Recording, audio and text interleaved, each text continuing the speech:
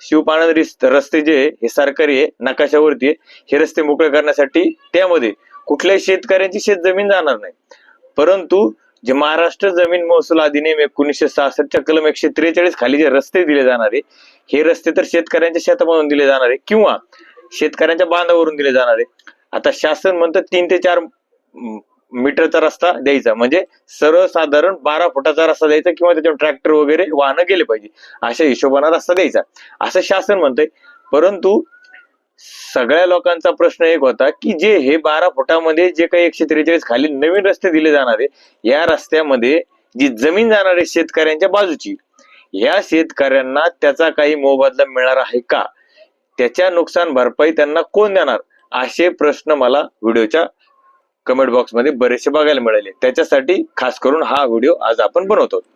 बघा, व्हिडिओ सुरू करण्यापूर्वी तुम्ही जर नवीन असाल तर लगेच आपल्या चॅनलला सबस्क्राईब करा, बेल